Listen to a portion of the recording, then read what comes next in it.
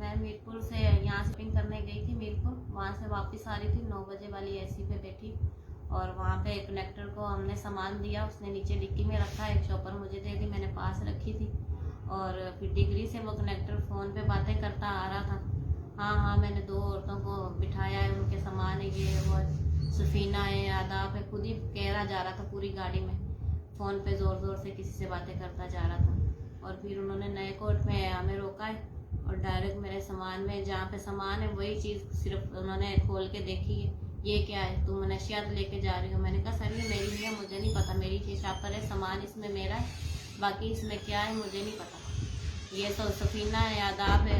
मैंने कहा था मैंने तो कनेक्टर को दी थी शापर, मुझे क्या पता। फिर मुझे चल थाने में चल, तू गाड़ी में बैठ। मैंने कहा कोई लेडीज़ है जो मैं बैठूँ? मेरा सामान नहीं है, मैं चलती हूँ, कोई बात नहीं।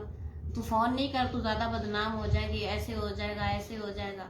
तू वहाँ पे चल तो बात कर लेते हैं। फिर वहाँ पे लेके गए, मैं बाहर बैठ गई हूँ। मैंने मेरे भिनोई को फ़ोन किया, वो कह रहा मैं आ रहा हूँ। वो आया है, मुझे कह रहा अंदर चल के बैठ ऑफिस में। मैंने कहा अंदर कोई लेडीज़ ही नहीं है, मैं कैसे जाऊँ? था मुझे तो डर लग रहा है। नहीं, क्या डर है, कोई बात नहीं है, चलो ऑफिस में बैठो। ये वो धमकियाँ दे दे के अंदर लेके गए। कोई अंदर लेडीज़ नहीं थी, कोई भी नहीं था, 4-5 पुलिस वाले थे, सिर्फ वहाँ पे बंदे ही बंदे। और डराई जा रहे थे, धमकियाँ देते जा रहे थे, यहाँ का SHO सख्त है, SP सख्त है, ये है वो है, मिट्टी का बदनाम हो जाओगी।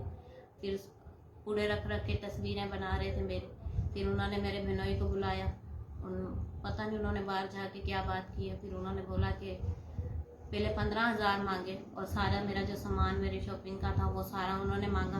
उसने कहा नहीं तो पागल हो गई, ये तो इसकी कमाई है बेचारी, वो कैसे दे रही है सर, तू पैसों की खाली बात कर। तो उसने बोला कि 20,000 पे लेके आओ।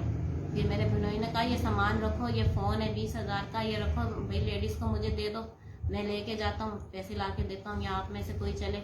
नहीं नहीं, हम नहीं जाएंगे वहाँ पे, आप पैसे लेके आओ, ये माई इधर ही रहेगी, इसको नहीं जाने देंगे यहाँ से। वो उसको भी कह रहा फिर मैं कैसे छोड़ के जाऊँ, मेरे साथ तो और कोई है नहीं, ना कोई बंदा है। अभी ये बेचारी को तो तुमने फंसा लिया है। ज़बरदस्ती कहते तू उधर सफीना बेचती है, हंस रहे हैं, यहाँ पर में मश्करियाँ कर रहे हैं अजीब तरीके से, तेरे पास और भी सामान होगा। तो मैंने कहा ले आओ, लेडीज़ को देखो क्या सामान है, ये सारी शापरें पड़ी हैं, देखो इनमें क्या है। नहीं, एक यही शापर में था, एक इसी में है, यही बार बार कह रहे हैं। सारा सामान मेरा बिल्कुल भी उन्होंने तलाशी नहीं ली, सिर्फ उसी शॉपर को खोला बस। और फिर मेरा भिनोई गया, वो पैसे लेके आया और फिर उन्होंने उससे लिखवाया, और जो मेरे नाम है वो भी उन्होंने गलत लिखे। अगर वो सही होते तो सब कुछ सीधा सीधा लिखते, जो मेरा नाम है और जो मेरी ID वगैरह वो भी उन्होंने सब गलत किए। और नाम क्या है? नाम उन्होंने मारिया लिखा है, इमरान लिखा है, और अब्बू का नाम बशीर लिखा है, और ये सारे गलत है नाम। ये हमारे नाम है।